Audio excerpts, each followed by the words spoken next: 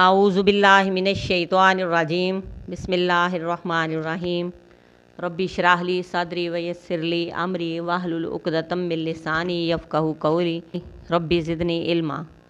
سورہ بقرہ کی آیت نمبر 243۔ علم کیا نہیں ترا آپ نے دیکھا الی الذین طرف ان کے جو خرجوا نکل گئے من دیارہم اپنے گھروں سے، وہم اور وہ الوف ہزاروں تھے، حاضر الموت موت سے بچنے کے لیے۔ فقالا تو کہا لہم اللہ انہیں اللہ نے، موتو مر جاؤ، ثم پھر احیاہم اس نے انہیں زندہ کیا۔ ان اللہ بے شک اللہ تعالیٰ لذو فضل یقیناً فضل والا ہے، علی الناس لوگوں پر، ولیکنہ اور لیکن اکثر الناس اکثر لوگ لا یشکرون وہ شکر نہیں کرتے۔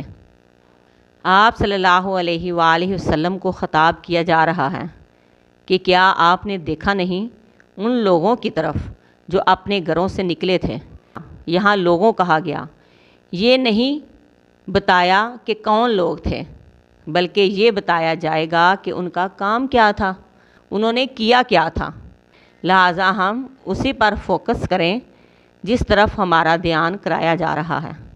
فرمایا کہ وہ لوگ اپنے گھروں سے نکل آئے اور وہ ہزاروں کی تعداد میں تھے، انہیں موت کا ڈر تھا۔ بعض کہتے ہیں کہ طاعون کی بیماری پھیل گئی، بعض کہتے ہیں کہ دشمن آ کے حملہ کرے گا اور قتل کر دے گا۔ اصل بات یہ ہے کہ موت کا خوف تھا، اس کا ڈر تھا۔ موت کے ڈر سے ہزاروں لوگ نکل کے باغ نکلے، گھر چھوڑ کر جا رہے تھے، لیکن جہاں وہ پہنچے اللہ نے کہا مر جاؤ، موت سے بھاگے ہو، موت سے بھاگ نہیں سکتے۔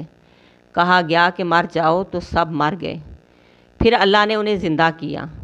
بے شک اللہ لوگوں پر بڑے فضل والا ہے، اور لیکن زیادہ لوگ شکر نہیں کرتے۔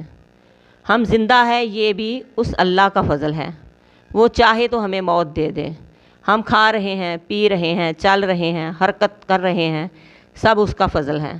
وہ چاہے تو ہم سے سب کچھ چھین لے۔ اگر زندگی نعمت ہے تو کئی بار موت بھی نعمت سے کم نہیں ہوتی۔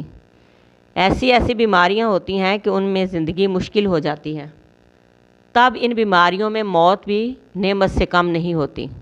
لیکن ہم انسانوں کا یہ کام ہے، نہ زندگی میں خوش اور نہ خوشیوں میں خوش، غمیوں میں پریشانیوں میں رب کا شکر ادا نہیں کرتے، اور ہمیشہ تقدیر سے شکوہ ہی کرتے رہتے ہیں۔